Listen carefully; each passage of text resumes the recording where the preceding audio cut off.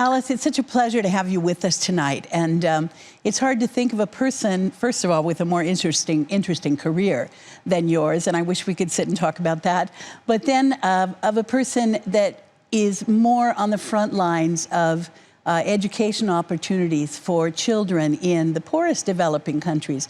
Because we know that this crisis, as many crises, has turned out to be very regressive.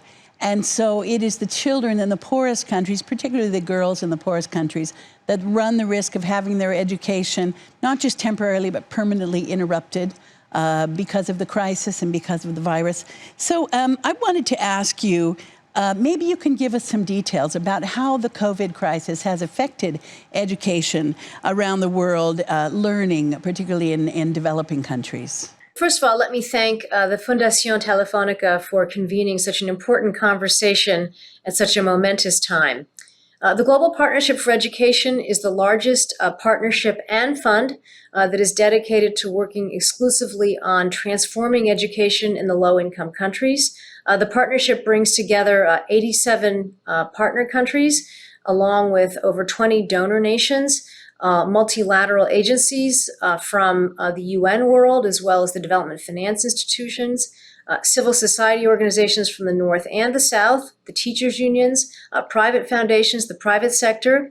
As you can see, it brings together everybody that has a role to play in improving the delivery of education. But while the pandemic started out being a health crisis, it quickly became an education crisis because one of the immediate policy responses that governments had was to close school. So at its height with the pandemic, we saw that 1.6 billion students across the globe were out of school. Now, some of these school systems have begun to reopen, and so that number has come down, but there are still millions of children that are out of school and will probably remain out of school. The economic consequences of the pandemic are significant, and we expect to see dropouts, particularly amongst the most marginalized parts of our partner countries, and in many ways also lost learning. For every period of time that a student is not in school, they do lose learning, but we don't yet know the full impact of that. GPE, our partnership, responded very quickly. And back in March, we assembled a $510 million financing package to help our country partners overcome the impact of the pandemic. This has now included grants for 55 countries to help explore distance learning, to help provide support to the most marginalized children in societies, and to help train teachers, and eventually to help reopen schools safely. So the partnership has moved quickly to respond to the pandemic. You know, in developed countries, one of the things that we've done in order to try to make, have education continue to reach the children whose school has been interrupted by the pandemic, has been to use technology, right? We recorded lessons in the classroom, we did Zoom, we sent recordings to them. They had their laptops, they had devices at home to work with. I'm wondering, in developing countries, what has happened there? Because you mentioned, I read a mention of yours that in sub-Saharan Africa, we have only 1 child out of 10 that has access to a device, and maybe 2 out of 10 with access to internet, and I don't know how many have access to a reliable electricity source. So I'm just wondering, were there any technological solutions that worked in developing countries, or was this a complete barrier to being able to continue education during the pandemic? Well, I think we have to remember that there is no sort of one-size-fits-all approach on this, and that the technology infrastructure environment in countries is very different one to the next.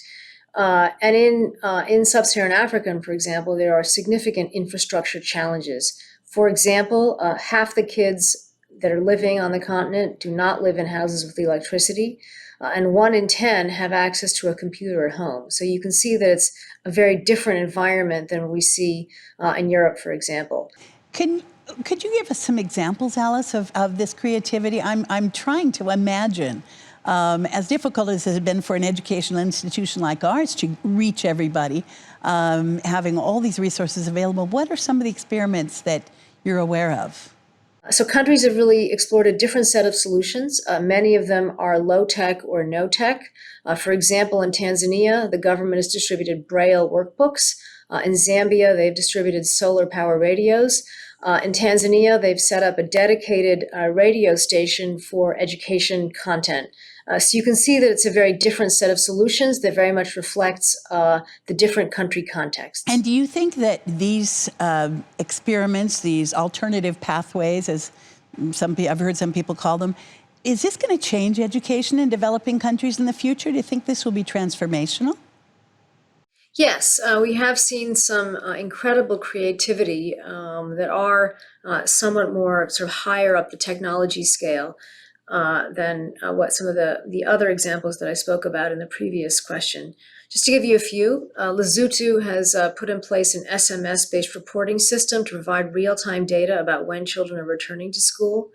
Kenya has invested in improving the capacity of what it's called its education cloud, so that now 15 million students can use it at the same time. Somalia is distributing preloaded MP3 players to get content out to its students. And in Nepal, they're distributing learning materials to children with disabilities that have captions, images, and interpretation so that those students can get access to the content. So there's some real creativity going on. I think there are a number of factors that give rise to the ability to explore new technologies, but two really stand out. One is, of course, that the landscape allows the use of different types of technology. Two is partners on the ground, whether on its government, the private sector, multilateral partners coming together and working through solution to solution.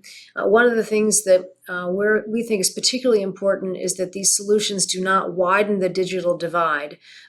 One of the potential real negative implications of the crisis as a whole is that it will create a further world of haves and have-nots in education. And these digital solutions, I think, have great potential, but where they are really going to, I think, have some promise is where they can make sure that they do not widen the digital divide in education. Well, that's a very hopeful message that, that maybe we could actually, more children could be reached as a result of this crisis, right? What do you see, 2020, some people say it was a dead year for schooling. Some countries are reopening schools. We're trying to catch up. What do you see as the near future after the pandemic for education? Well, I think it's right to think that there has to be a new normal because we're not going to easily go back to the world that we had. And in many ways, the economic consequences of the pandemic very well could be long-lasting and result in dropouts and loss of learning. One of the, we think, critical features of new normal involves financing. We have to step up how we finance education and understand that education as a sector is vital and needs more finance. And this is one of the reasons why we're about to launch our fourth replenishment campaign. It's called our financing campaign. And we are seeking to set out some very ambitious goals and replenish the countries with funds that they badly need to transform their education systems. So new normal is going to have to involve a new and more ambitious approach to financing education.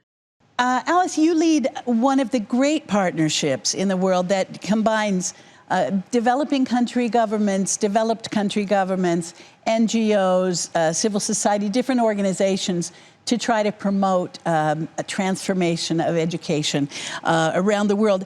What role can the international community play in this transformation? What is it that we as citizens or our governments or institutions can do? Let me take this opportunity to thank Spain so much for being such a terrific partner of the Global Partnership for Education from the earliest days. Spain has been supportive of GPE for a number of years now, and we're immensely grateful. What can the international community do? If we've ever had a powerful reminder of how important education is to everybody and how vulnerable it is and can be badly impacted like this, we've just had that reminder.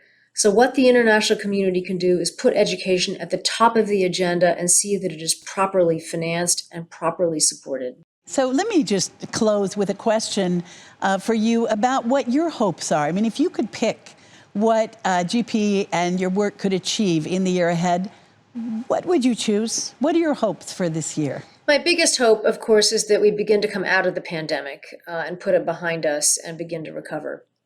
My second hope is that GPE, the Global Partnership for Education, has an incredibly successful finance campaign.